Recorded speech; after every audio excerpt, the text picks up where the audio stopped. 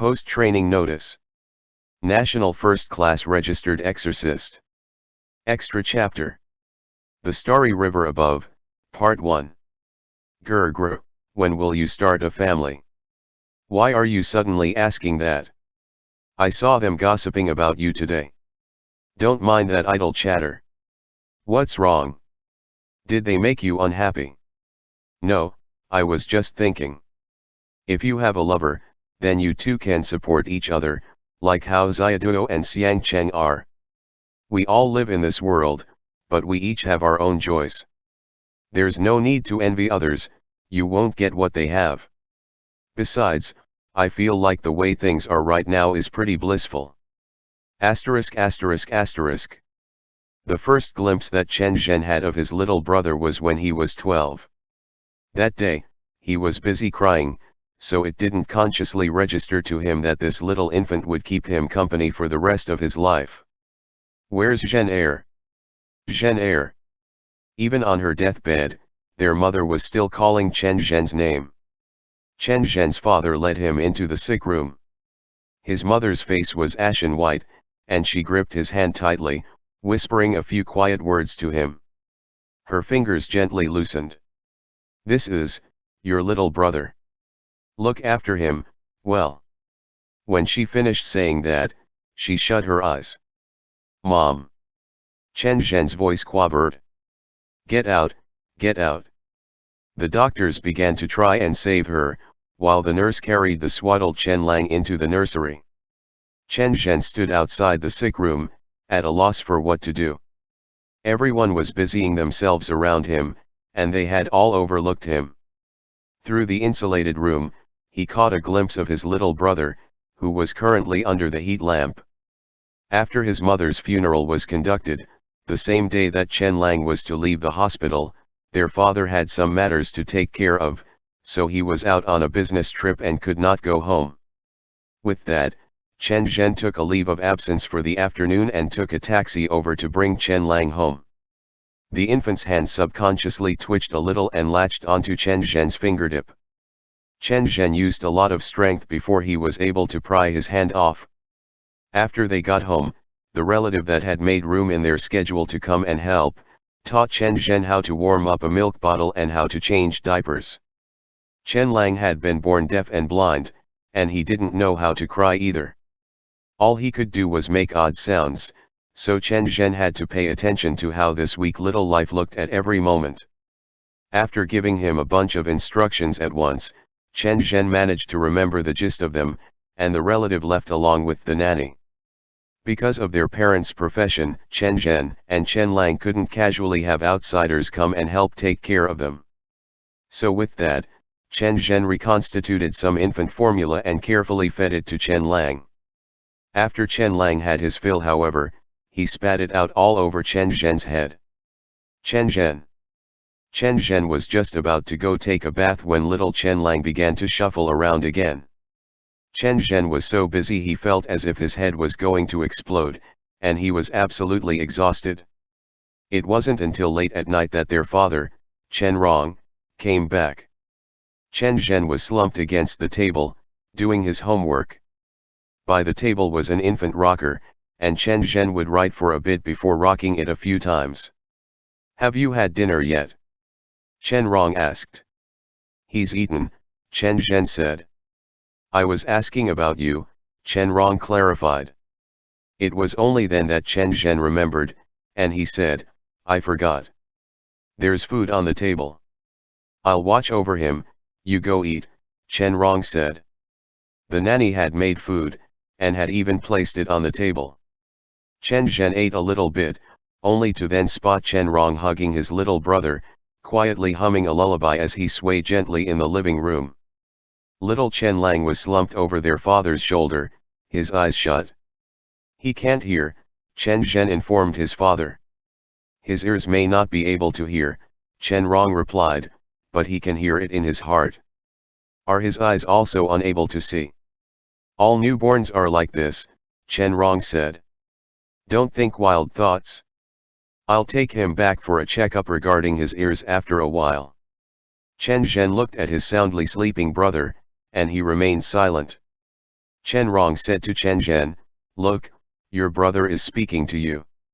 As Chen Zhen was changing out Chen Lang's diapers, little Chen Lang's hand waved around with no purpose, and he grabbed onto Chen Zhen's pinky. Chen Zhen had always believed that this little thing wouldn't live for very long.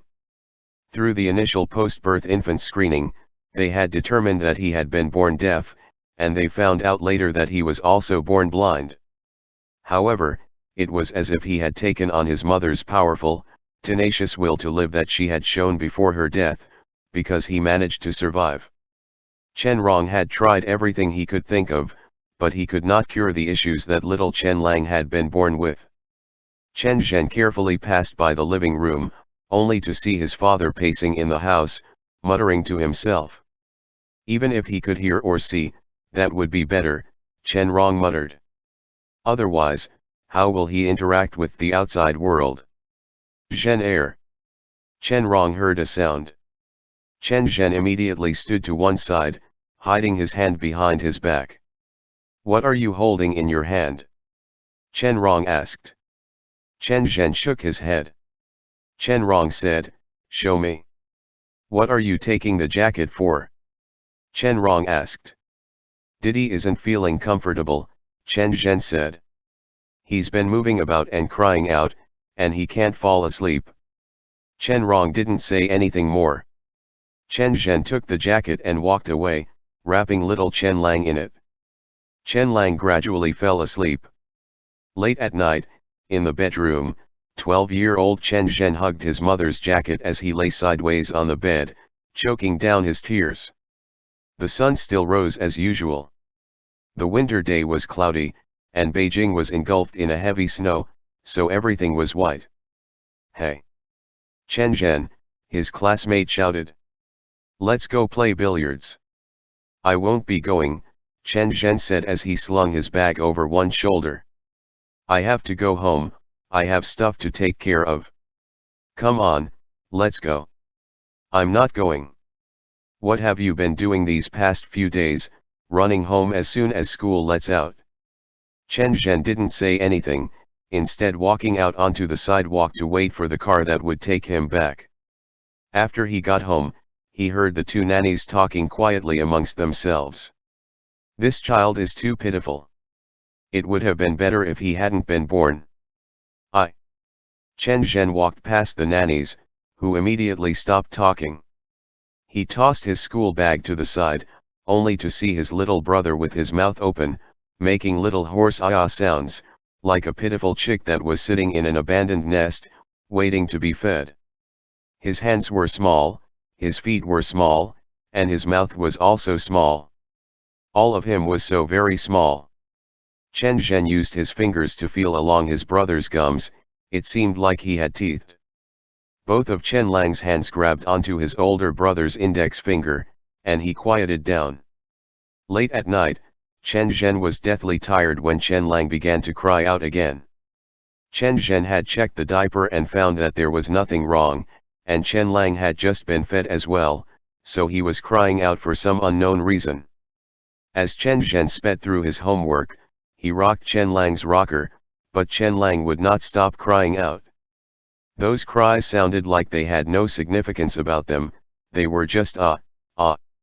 His voice was very quiet, and his cries came in bursts, just like the cries of an infant kitten. In the beginning, Chen Zhen thought that all infants made sounds like this, but gradually, he realized that Chen Lang seemed to be using this method to cry. Chen Zhen had no choice but to pick up Chen Lang and walk around, singing to him. As soon as Chen Lang was picked up, he stopped crying out, and he splayed out quietly against Chen Zhen's shoulder. Actually, letting him continue on like that wasn't anything major. It wasn't like his voice would go hoarse, because after all, he wasn't screaming or crying loudly. The cries weren't annoying either, Chen Zhen thought, but as soon as Chen Lang cried out, he found himself unable to sit still. "There's no way," Zhou Mokuo's voice said from the living room. Chen Rong let out a long sigh. Zhou Mokuo continued, "What a pitiful pair of brothers." Chen Zhen hugged his little brother, glancing in from outside the unlatched door. Chen Rong walked over and closed the door.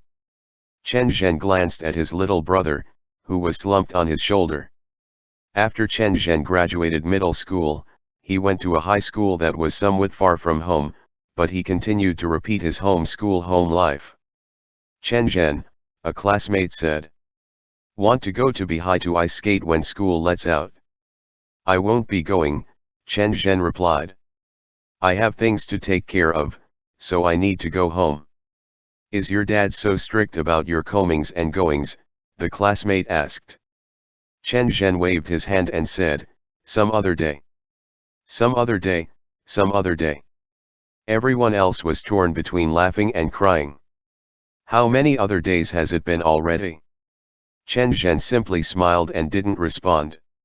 He wrapped his scarf around his neck and went into the car that was waiting for him at the entrance of the school. Chen Zhen got home and changed shoes, only to see Chen Lang holding the arm of the sofa, swaying with every step he took. Oh!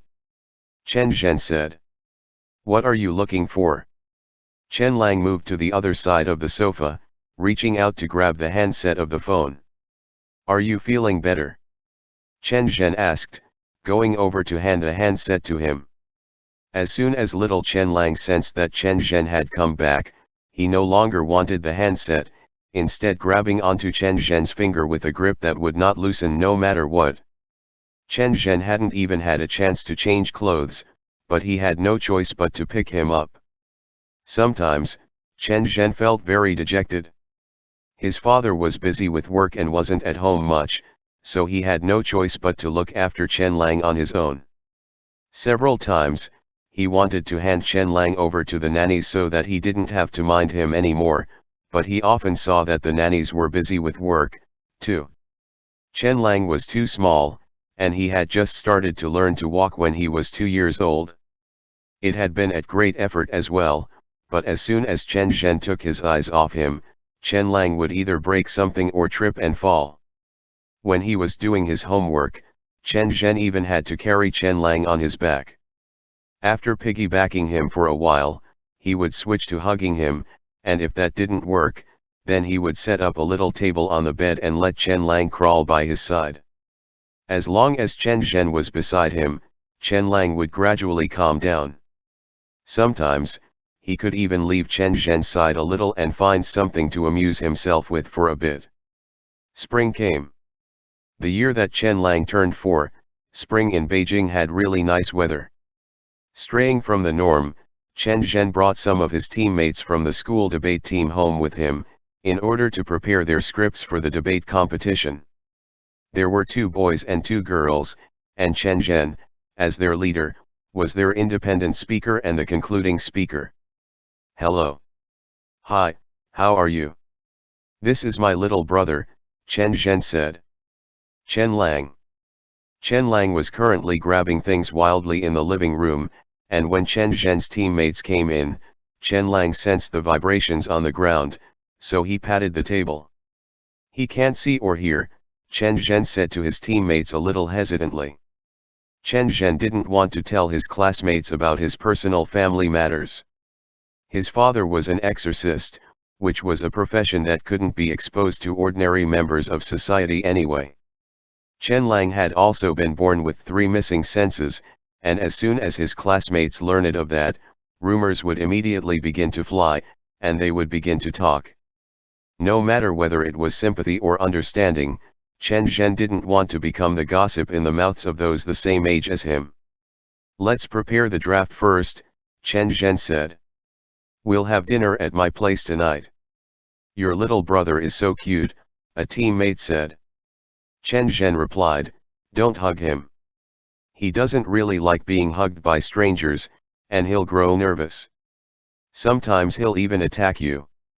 His teammates nodded, and after observing Chen Lang for a while, someone asked, Chen Zhen, aren't you going to tell your little brother that you've come back?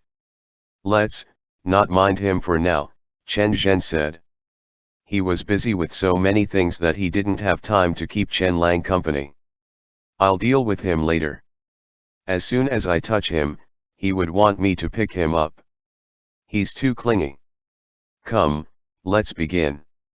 Everyone ed. Before they had come back, Chen Lang had been grabbing for things around him, but now he stood there, unmoving, as if he could sense his big brother's presence. Everyone did their best to not startle him, and they tiptoed through the living room. Is beauty an objective existence, or is it a subjective opinion? Chen Zhen flipped through the draft before beginning to prepare the arguments. From time to time, his teammates would stick their heads out and look, only to see Chen Lang sitting all alone on the sofa. Chen Zhen glanced that way, only to see 4-year-old Chen Lang sitting there quietly. Continue, Chen Zhen said. You don't need to be that quiet. He can't hear. About halfway through their trial run, there came a sound from outside, and everyone was greatly startled. The sofas and tables in Chen Zhen's house were all wrapped with anti-collision materials, and the floors were also carpeted, so it wasn't a very immediate issue. Your brother's fallen over, a teammate said. Chen Lang had knocked over the wooden cup on the coffee table, and he had also fallen onto the ground. Chen Zhen gestured for them not to help him up just yet, and he observed him for a bit, before saying to his teammates, he normally stands up again on his own. Little Chen Lang opened his mouth and cried out a few times, but he didn't get a response. Chen Zhen was a little doubtful, but after a long while, Chen Lang did indeed stand up on his own. With that, Chen Zhen and his debate teammates did not pay any further attention to Chen Lang. However, humans recognize this world is how the world looks in us humans' eyes. As one of his teammates was halfway through, they noticed that Chen Lang was currently grabbing at a toy, and they smiled. What does your little brother like? Chen Lang was hugging a wooden carving and playing with it. Chen Zhen looked up at him for a moment, before saying, he likes things that have patterns, so from that, it can be seen that beauty is a kind of subjective opinion. Everyone laughed at that. A moment later, little Chen Lang slowly began to crawl towards where Chen Zhen was. Everyone lifted their feet of their own accord, letting him climb through under the table. Chen Lang crawled back and forth a few times, before he finally sat down beneath the table and stopped moving. Chen Zhen tested out putting his feet down, and little Chen Lang immediately grabbed Chen Zhen's foot. Chen Zhen had no choice but to pick him up, and little Chen Lang began to mess with him. He would move a little, or he would even stuff his hand into Chen Zhen's mouth, making it so that Chen Zhen had no way to talk. Finally, Chen Zhen said, let's stop here for today. Everyone began to eat. Chen Zhen fed Chen Lang, but Chen Lang knocked the bowl over. Chen Zhen hurried to apologize to his teammates, and he wiped down the table, saying, he sometimes will feel a little uncomfortable, but that's just because the seasons are changing. That day, when he saw his teammates off, Chen Zhen carried Chen Lang on his back as he apologized to his friends and bid them goodbye. Everyone reassured him that it was all right, and they all felt that Chen Lang was pretty cute. At night, Chen Zhen watched Chen Lang sitting on the bed on his own, all alone, and he felt a little bad in his heart. Heard that? They were all praising you for being a handsome little guy, Chen Zhen said. They said you look even more handsome than Gurgr. Little Chen Lang simply sat there. He didn't reply in any way. Sometimes, Chen Zhen wondered, did Chen Lang count as a human? His base was that of a human, but he didn't have any understanding of the human world. In his consciousness, the world was a sea of pitch black, there was no past, nor was there a future, and there was no color and no sound. He was sometimes very curious, what did people who were deaf, blind, and mute think about in their minds? In their inner worlds, would that endless, boundless darkness swell with billows of mental motion as it accompanied them into how they sensed the world? Chen Zhen knew that Chen Lang could distinguish between him and strangers, maybe based on scent. He did not, however, really recognize their father anymore. The day that Chen Rong died on the job, a light scatter of rain was falling over Beijing. Chen Zhen was wearing a black suit, holding Chen Lang, who was similarly clad from head to toe in black clothing. Many people had come to give their condolences, and Chen Zhen greeted each of them one by one, expressing his gratitude. When he consigned his father to the flames of the cremator, Chen Zhen set his 5-year-old brother down, and Chen Lang was uncommonly obedient. "Kneel," Chen Zhen said quietly. He touched Chen Lang's knees, indicating that he should kneel down on the ground. The two of them knelt while facing the coffin that was going into the cremator. Chen Lang then started to crawl up Chen Zhen's body, asking to be held.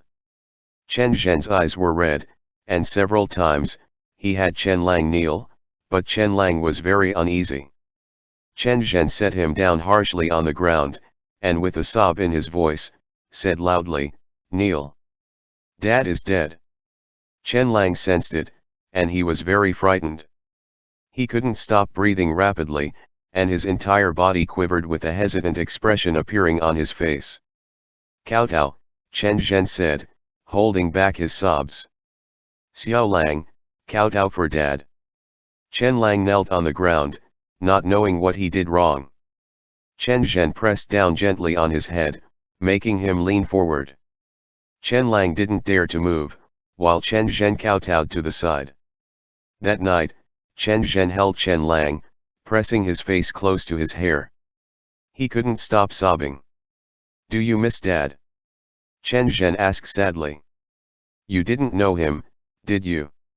Chen Lang reached out a hand, moving it around aimlessly. Chen Zhen took his hand and pressed it against his face, hugging Chen Lang as he ducked his head and cried bitterly. "Do you miss Mama?" Chen Zhen asked. "Xiao Lang." Chen Lang wiped at Chen Zhen's tears and snot, smearing it all over his face. Chen Zhen cried and cried, before beginning to laugh. After laughing for a while, he was so sad that he began to cry again. He cried for a long time, for the entire night, and only managed to fall asleep on the sofa when day broke. Some days later, in the room, Chen Zhen sat cross-legged on the floor. He ignited the heart lamp, and the darkness immediately cleared in front of it.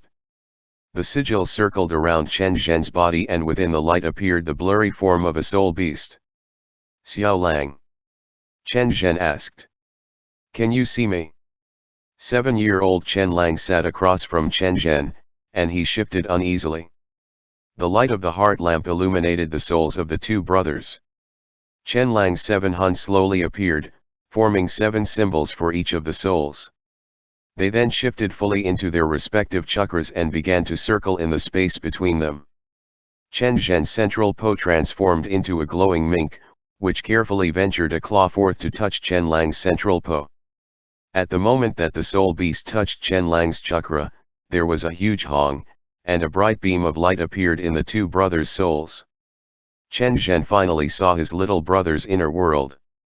In this world, everything had been embodied as all sorts of strange symbols, like oddly shaped pencil lines.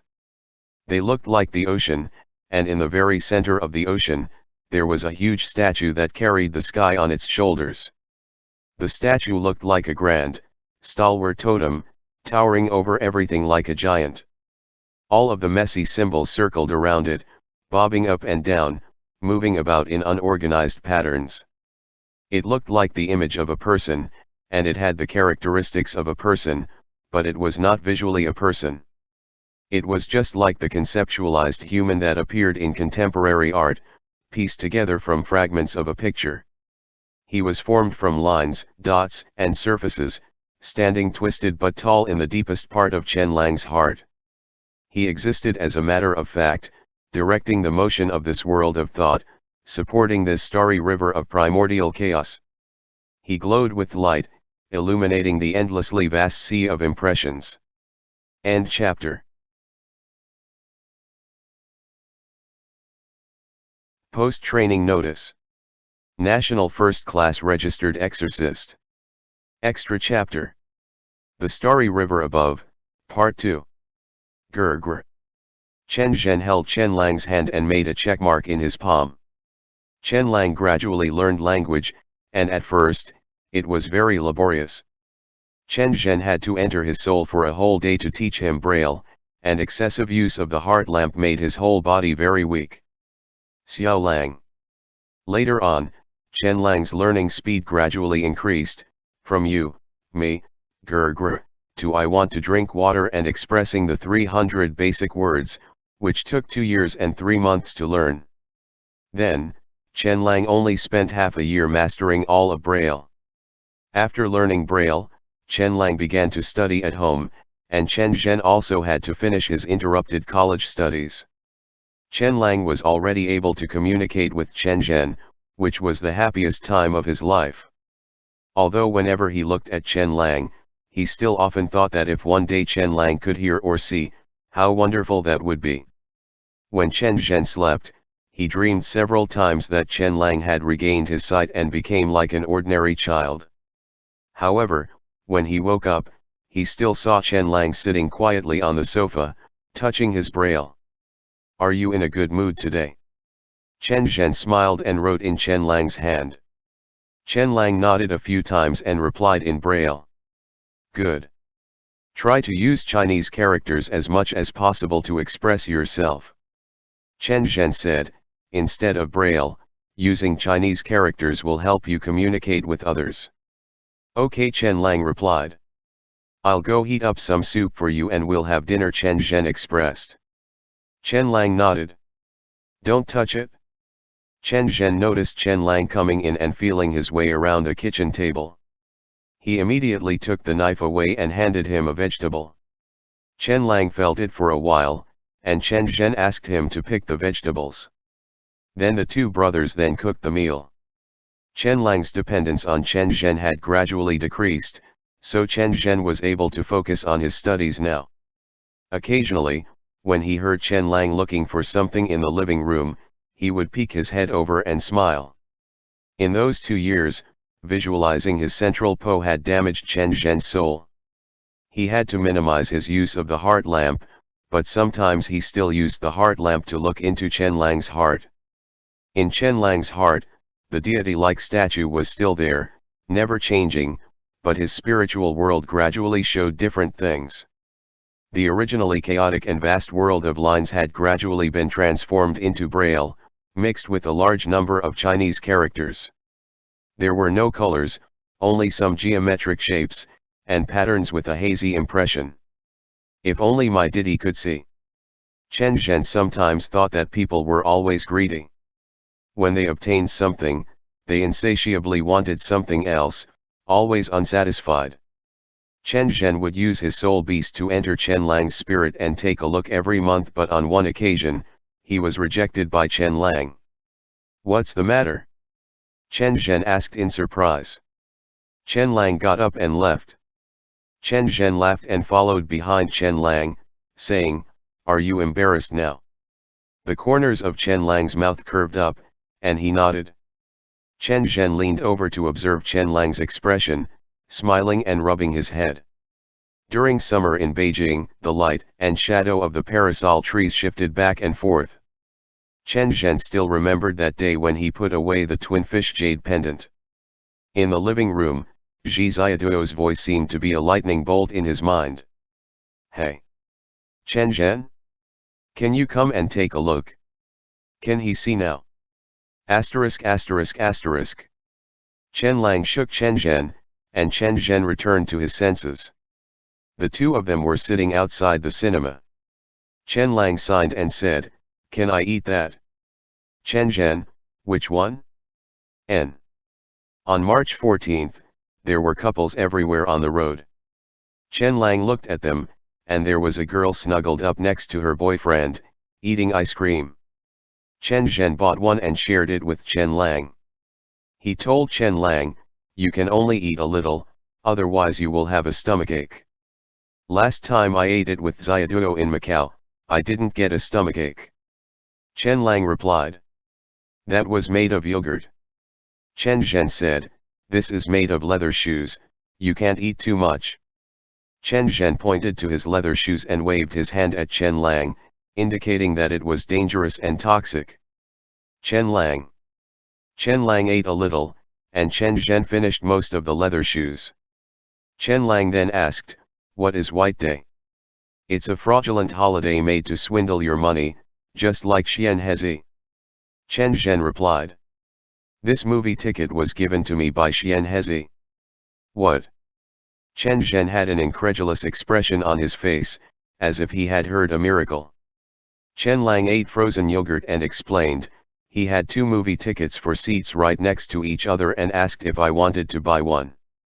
I said no, my guru won't let me come out to watch the movie alone. He said he could sit in the other seat to keep me company, and then I could buy him a meal afterwards. I said that I didn't want to go even more now. He thought for a moment and said that he would just sell both tickets to me, and I could tell him what the movie was about after I got back. Did he charge you? Chen Zhen asked. I still said no, and it was only then in the end that he gave them to me. He said I had to remember to tell you that he was the one who gave us the movie tickets. Chen Lang said. Chen Zhen didn't know whether to cry or laugh and said, what is that brat trying to do now? At the beginning of the movie, Chen Zhen fell asleep on his younger brother's shoulder because he was really too tired. After a moment, Chen Lang patted him and signaled that someone was calling him. Chen Zhen, seeing that it was Xiang Cheng, quickly bent over and walked through the front row of the seats to answer the call, but on the other end, it was actually Zhi Xiaoduo. The filing investigation is about done, Zhi Xiaoduo said. The situation is quite complicated. Can I fax you a report to take a look? I'm watching a movie with Xiao Lang right now, Chen Zhen said. Can you give me a rough idea of what type it is? I can't judge that, Zhi Xiaoduo said, but it's strange. We'd better find a place to meet up. Xiang Cheng took over the phone and said to Chen Zhen, how's this bot? Xiaoduo also wants to play with Xiao Lang. We will fly to Beijing next Wednesday and meet at Lingjing Alley. All right, Chen Zhen replied, I'll go pick you guys up bot. I think that there must be a connection between these 2 cases, Zhi Xiaoduo said. Xiang Cheng thought for a moment. The first thing the 2 of them were involved in was a very ordinary medical accident. The medical accident started with Zhi Xiaoduo's teeth, and the reason was that Zhi Xiaoduo had suddenly gotten an idea around Chinese New Year and had a craving for some Guangdong fried dumplings and fried glutinous rice cakes. So, Xianji Cheng made some with a pot of British maple syrup and premium honey.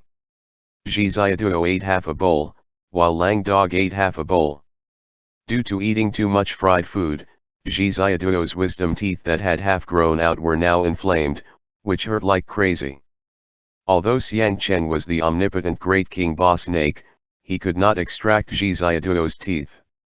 Taking painkillers alone was not effective, so he had to make an appointment with a dentist immediately to prepare for anti-inflammatory treatment before going to get his wisdom teeth pulled. Lang Dog had a stomachache from eating too much, and so they needed to see the doctor as well. When the dentist came to check on Zhi Xiaoduo's wisdom teeth, the female assistant accompanying him was a girl that Zhi Xiaoduo had once met on a train. The girl's name was Tan Moya, and now when she saw Xiang Cheng and Zhi Xiaoduo, she remembered her first meeting with them a few years ago, and immediately her jaw dropped.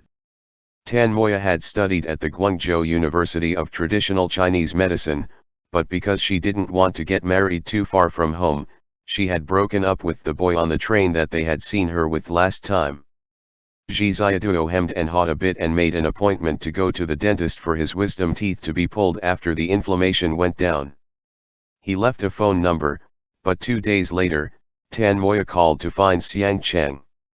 This was because she still remembered the talisman that Xiang Cheng had given her ex-boyfriend Songbin on the train. After they had broken up, Songbin was still reluctant to give up and often called her. Songbin was a working graduate student studying in Guangzhou, and he had received a case when he was on duty in the middle of the night. The patient then died in the hospital. If someone died, of course, the hospital would be in trouble. Songbin was badly battered by the trouble and still couldn't find out what had caused the patient's death. Therefore, when talking to his ex-girlfriend on the phone, he mentioned this matter. Similarly, in Beijing, there had been 3 cases of people dying from taking a specific traditional Chinese medicine for heart problems. Tan Moya mentioned this matter to Zhi Xiaoduo, and Xiang Cheng felt a bit surprised. According to normal procedures, such homicide cases were not reported to the Exorcist committee in the end.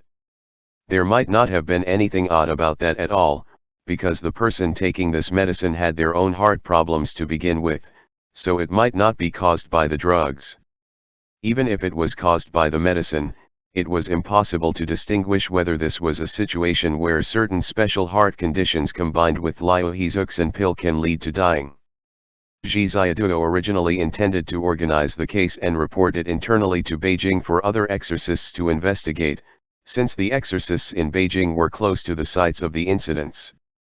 However, Tan Moya said something that made Zhi Xiaoduo feel the need to carefully analyze things. Songbin said, "I don't know where this medicine went wrong, or if it is even a problem with this medicine." Tan Moya said, "But he said that the patient who died, said right before they died, 'Don't cut off my head, I'm begging you, don't cut off my head.'" Zhi Xiaoduo. People on the brink of death were always confused to a certain extent. Upon careful consideration though, Zhi Xiaoduo still felt uneasy inside. "Do you think this is a case which we should be responsible for?" Zhi Xiaoduo said, "It's just too strange. If there is more than one patient who died suddenly after taking the Zuxin pill, and they all say that before dying, then it is our case," Xiang Cheng said. "Let him ask around and see if the same situation has happened again." Zhi Xiaoduo first made a phone call to Beijing and investigated through the Lingjing Alley network whether any similar situation had occurred nationwide. Any case with an unknown cause of death would be summarized and reported to the relevant departments. As a result, Zhi Xiaoduo found another case where the deceased took the same medication 6 hours before their death. "There have been 2 incidents now," Xiang Cheng said. "Send out an internal task for the local exorcists to investigate." Zhi Xiaoduo sent the task to the information department, which evaluated it and issued it as a C-level task. Zhi Xiaoduo grew so bored while waiting, no one took up the task at all. "Why don't I go and investigate it myself?" Zhi Xiaoduo said. "You're going to have your teeth extracted next week," Xiang Cheng said. "No way." Zhi Xiaoduo. Zhi Xiaoduo was about to take this opportunity to avoid getting his wisdom teeth pulled out, but Xiang Cheng saw through him. With Zhi Xiaoduo's personality, if he had his teeth pulled once, perhaps the entire molar star would be sucked away by a black hole. When it hurt, he wished he could pull it out himself, but now he was thinking through every single way to avoid the operation. "Can I do full body anesthesia?" Zhi Xiaoduo asked. "No," Xiang Cheng said, "I will be by your side." Zhi Xiaoduo said, "Then when my teeth get pulled, knock my soul out of my body for a bit. When the soul comes out of the body hurts, and the soul also hurts," Xiang Cheng said. Zhi Xiaoduo had no choice but to wait anxiously for the wisdom teeth operation all day long. When Zhi Xiaoduo was crying for his parents during the wisdom tooth removal process, the mission finally arrived. A second-class exorcist went to investigate, and his hometown happened to be in the county seat of another medical accident. Moreover, his uncle was a doctor, and there was also an accident in that hospital. The deceased, on the brink of death, had wrapped his hands around his neck, his expression filled with fear. "Clutching at their neck?" Zhi Xiaoduo asked. "According to my uncle's account," the person on the other end said, "the deceased's expression was extremely terrified. That night, the nurse on duty said he had strangled himself, but the police came to investigate and in fact, he had not suffocated to death." "Understood, thank you," Zhi Xiaoduo said vaguely, holding his hands over his cheeks. Both accidents had something to do with their necks. Zhi Xiaoduo felt like his wisdom teeth had been shot with an arrow, and he thought to himself, everything is fine besides getting sick. No matter how much money you have, getting sick is unbearable. Many cases start off as just a thread. Xiang Cheng compared the biographical information of the 2 deceased individuals as he looked for clues and said absent-mindedly, "But in the end, they will grow more and more complicated." Zhi Ziaduo couldn't say anything at all and could only point to the information in Xiang Cheng's hands. With 2 identical cases and enough doubts, they could be filed as Exorcist Committee missions now. Zhi Ziaduo was holding a medicine box to look at, and now they had to analyze the ingredients of the medicine. There were many ingredients in any medicine, and it would be difficult to determine which one caused the deaths. Based on the patient's symptoms before dying, Xiang Cheng speculated that one of the main ingredients had some issues. The effectiveness of many spiritual medicines couldn't be detected through pharmaceutical testing, just like with Lihun pollen. If it was taken to be analyzed, they would only conclude that it was regular flower pollen. "What do you think it is?" Xiang Cheng asked. Zhi Ziaduo drew a small ginseng on the paper. Xiang Cheng nodded and said, "That's also my guess. It's the only possible type of spiritual medicine that could appear. Most of the spiritual medicines were strange and varied. Chinese climbing knotweed, ginseng, lingzi mushrooms, snow lotus, etc., all had the ability to absorb the spiritual energy of the earth veins and cultivate them into essence. The longer they aged, the stronger the spiritual power of plants. In addition to making magical artifacts, Yao subduing engineers also learned about spiritual medicine, since they needed to bandage and rescue teammates at critical moments. The license examination for Zhi Ziaduo was not so strict that year, but in recent years, Yao subduing engineers had to concurrently study spiritual medicine, so Zhi Ziaduo had to grit his teeth and study hard to prepare for the triennial review. Before, if an exorcist couldn't defeat a Yaoguai, he would have to die. Now, the Yao subduing engineer could give their partner a Red Bull, so that was very reassuring. When Zhi Ziaduo released this mission for the second time, the level had been changed to B, to make the Exorcist Committee analyze the composition and origin of the medicine. They responded quite quickly this time, only taking 3 days. At the same time, a report was sent, stating that it was the same cause of death and had also used the same medicine. They agreed with Zhi Ziaduo that the active ingredient in the spiritual medicine was ginseng. At the same time, the Exorcist Committee gave another suggestion. Handled by Xian Hezi.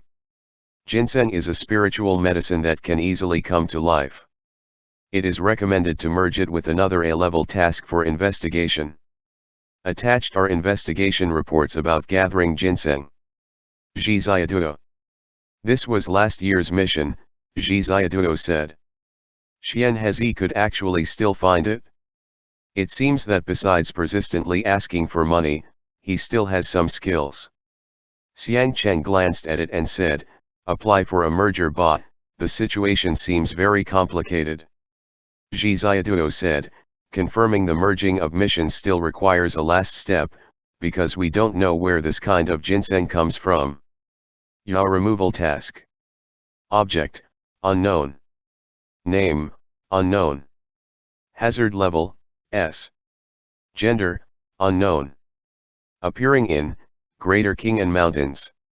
Case report. In the Greater Khingan Mountains, there have been 12 disappearances of ginseng collectors, from September to December. According to the contents on discarded papers, it was mentioned that there were Yaoguai present, but as there were no survivors, it was impossible to determine exactly what happened, and the case was treated as a cold case.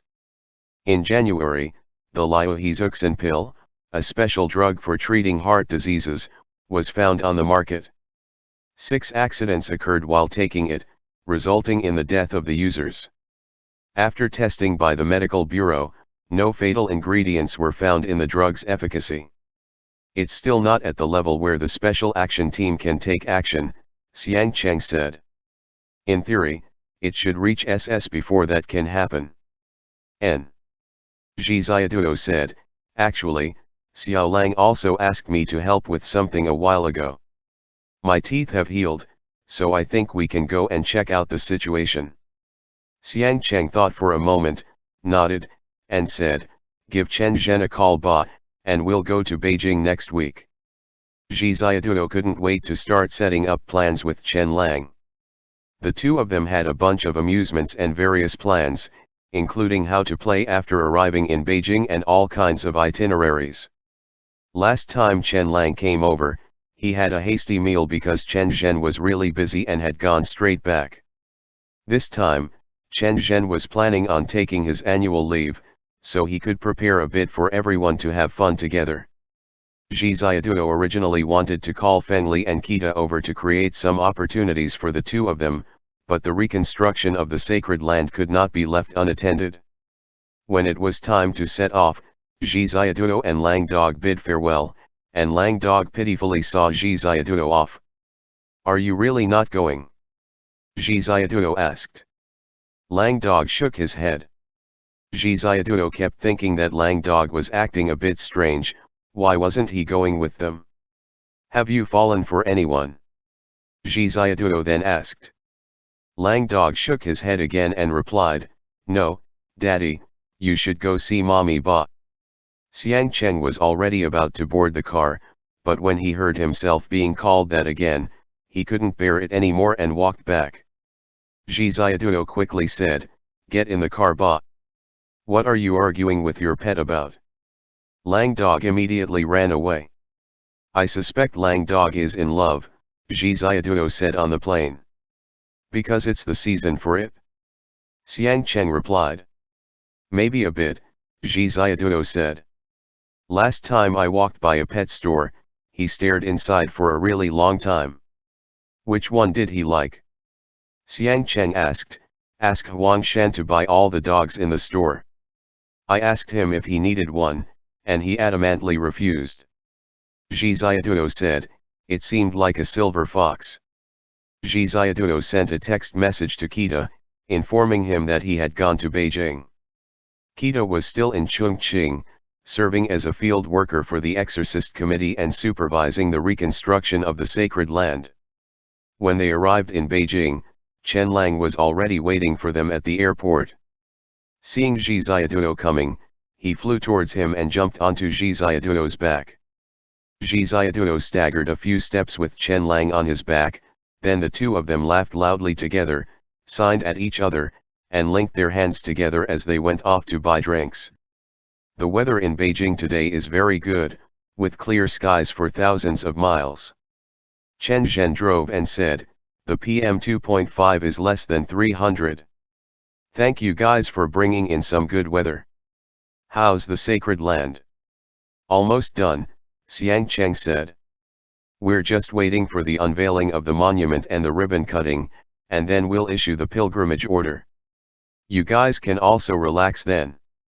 Chen Lang and Zhi Ziaduo were being mysterious and secretive, abandoning sign language dialogue and instead writing and communicating in each other's hands. Chen Zhen glanced at the two in the rear-view mirror and asked, "What are you guys talking about?" "Nothing," Zhi Ziaduo said completely seriously. Chen Lang stopped writing immediately, and Zhi Ziaduo nodded at him. Lingjing Alley was as bustling as ever. As it was getting close to the time to get off work, Chen Zhen parked his car outside the square, and Xiang Cheng and Zhi Ziaduo entered the Exorcist Committee. "It feels like we haven't come here for a long time." Zhi Ziaduo looked around. "It's been half a year now," Chen Zhen replied. "The old Buddha has retired, and teacher Zhou hasn't been coming much lately." "Where's Chao Bin?" Zhi Ziaduo asked. "Chao Bin happens to be out on business today," Chen Zhen said. "After I finish my work, we'll have a meeting." "Xiang Cheng, could you help me with something?" Zhi Ziaduo and Chen Lang went to the information department, while Xiang Cheng and Chen Zhen went to the organization department.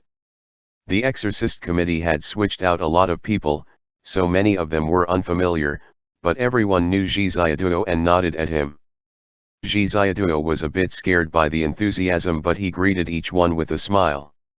"Has his heart condition improved?" Zhi Ziaduo asked. "It's gotten worse."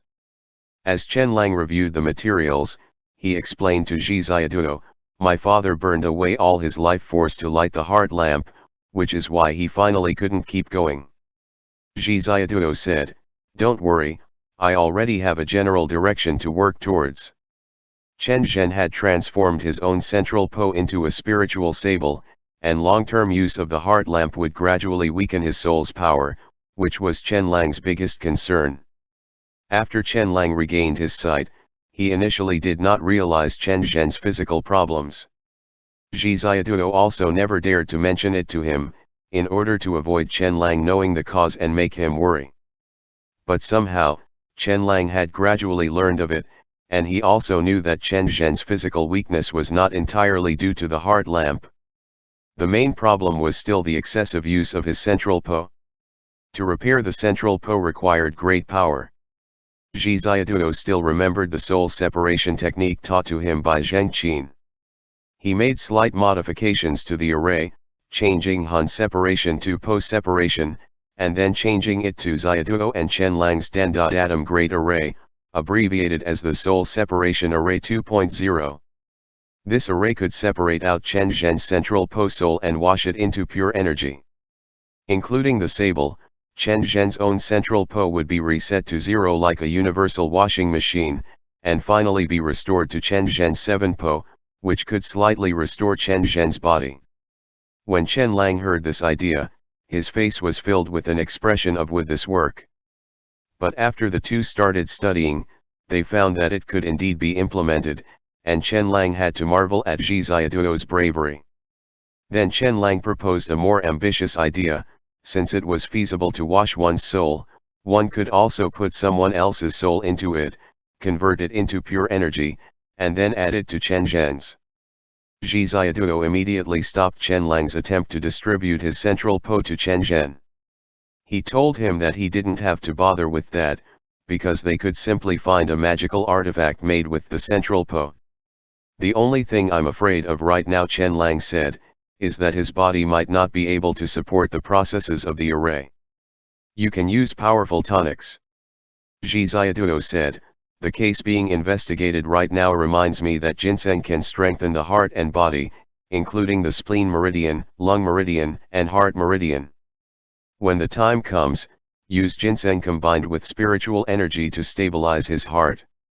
"Have you found the magical artifact?" "Magical artifacts made from the central Po are very difficult to find. When crafting such treasures, one may accidentally die. I only found one, which was made 120 years ago. The owner has passed away, and the price is within an acceptable range for me. Can you take a look?" Chen Lang handed Zhi Xiaoduo a beautiful stone. Zhi Xiaoduo asked, "How much was it?" Chen Lang said, 800,000 yuan. "The boss promised to take an IOU first, and if it succeeds, only then would I need to pay for it. If the stone is destroyed while using the array, I also have to pay. If the stone is intact after casting the spell, if I give it back, I won't have to pay then." Zhi Xiaoduo said, "Quite simple really. Where's your phone?" Zhi Xiaoduo took out his cell phone, and Chen Lang also took out his cell phone. Zhi Xiaoduo took over Chen Lang's cell phone, opened Chen Lang's Alipay by pressing his own fingerprint in, then used face-to-face transfer to swish swish swish send 800,000 over to him. "Chen Lang, thank you. I love you." Xiaoduo. Zhi Xiaoduo, "No need for thanks la. During Chinese New Year, I snagged some red envelopes, and I grabbed a lot from the Kun Lord, which had over 1.1 million yuan. I'm telling you, they're all rich. The Kun Lord is the richest though. He gave the Ghost King a sunken ship." Zhi Xiaoduo compared them and continued, "The Ghost King gave him a set of golden thread jade armor. Damn, it really gives the rest of us no way to live." That sunken ship was full of gold bars, so the Ghost King asked Fengli to exchange the gold bars for money and give everyone red envelopes. Chen Lang, no wonder. Then the rosewood, pearls, and jade you gave me were all from them. Zhi Xiaoduo, "Oh yes, the Kun Lord gave us 2 barrels of pearls, and Lang Dog uses them to play pinball at home. I just picked out a few of the more beautiful ones and sent them to you. The Ghost King also had a pile of jade, and I don't know where that came from. The rosewood and eaglewood were found by the Eagle King's subordinates on the mountain. They all sent red envelopes on the order of 100,000 yuan. Chen Lang, we should bring Xian Hezi into your group. Hi. Xian Hezi's voice said, what are you guys talking about? Zhi Ziaduo. Chen Lang. They turned their backs to the door and chatted happily. Chen Lang immediately turned off the display screen, and Zhi Ziaduo quickly turned off the Alipay interface. Xian Hezi held a pen and notebook, and wrote on the notebook, Xiao Lang, what are you guys talking about? Chen Lang and Zhi Ziaduo just looked at Xian Hezi and smiled. Xian Hezi said, everyone is here now, so why don't we have dinner together tonight? It's my treat. Zhi Ziaduo. Chen Lang wrote in his notebook, okay. Xian Hezi said to Zhi Ziaduo, Chen Zhen is waiting for you to have a meeting on the 7th floor. I'll go up right away, you go first ba, Zhi Ziaduo said. Xian Hezi hummed a tune and walked away confidently. After Xian Hezi left, Zhi Ziaduo asked Chen Lang, what is going on with him? Chen Lang, he's been like this the whole time lately. Last week he even gave me 2 movie tickets worth 80 yuan. Zhi Ziaduo's chin dropped, and Chen Lang said, 80 whole yuan ah. My GE thought he had gotten possessed by something. Zhi Ziaduo felt that something was really off. He pushed open the door of the meeting room on the 7th floor and saw Chen Zhen, Xiang Cheng, and Xian Hezi sitting in the meeting room. Xian Hezi sorted out the files and said, all right, Comrade Zhi Ziaduo has also arrived, so I'll start the meeting. Chen Zhen was searching for travel information on New Year's, and Xiang Cheng had started up a table on his cell phone to play the card game Tractor with the Ghost King, the Kun Lord and the Eagle King. Zhi Ziaduo sat down and scrolled through his WeChat moments online.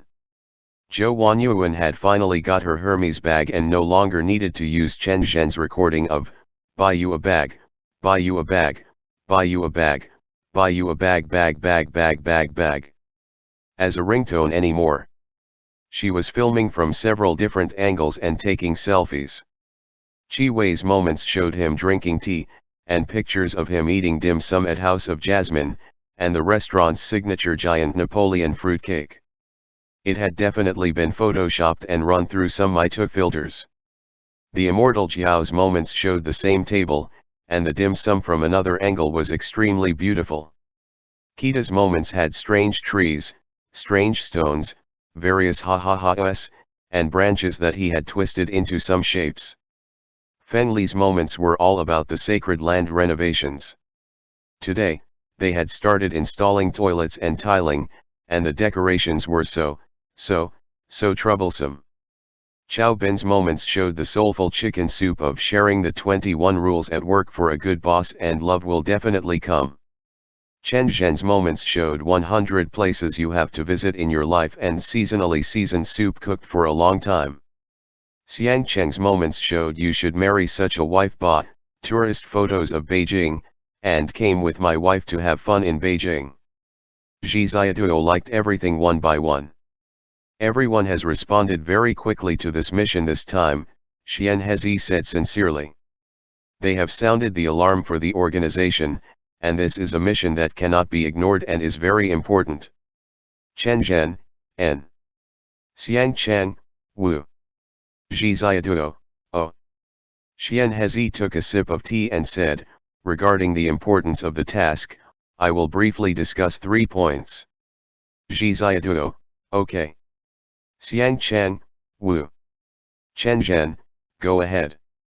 The first point, Xian Hezi said, in the investigation process of carrying out this mission, we should pay attention to the opinions of the people. And spark the energy of the organization. Alright, now let's invite the leader to speak. Xian Hezi began to clap. Zhi Ziaduo and Xiang Cheng put down their phones and clapped a few times. Chen Zhen said, when will we depart? We haven't decided, Xiang Cheng replied, the destination is in Harbin, a pharmaceutical factory. Let's set up a time now, Chen Zhen replied, so that I can contact the local Exorcist committee for you. Tomorrow, Xiao Lang and I will take our annual leave, so let's arrange this for you first. What date are you leaving? Xiang Cheng asked. Xiaoduo wants to play with Xiao Lang for a few days first. The day after tomorrow, Ba, Chen Zhen said, I'll take a day off at home tomorrow. Ji Xiaoduo, where are you going? Chen Zhen, haven't decided yet. Maybe we'll go to Shanghai to see a manga exhibition. Ji Xiaoduo said, then we will also go the day after tomorrow. Chen Zhen said, okay, when I'm not here, if you have anything you need, you can find Xian Hezi Ba. Ji Xiaoduo said, we may need remote assistance at that time. Xian Hezi's magic was life magic, and Ji Xiaoduo had a premonition that he would enter the Great Qing'an Mountains, and perhaps then he would have to find Xian Hezi. He looked at Xian Hezi, who looked puzzled and nodded, saying, no problem. So. Ji Xiaoduo was about to say the meeting was over, but Chen Zhen was still here. He didn't know if he had anything else he needed to say. I'll summarize the points again. Xian Hezi said. No need. Chen Zhen decisively stopped Xian Hezi and said, let's go eat Ba. End chapter.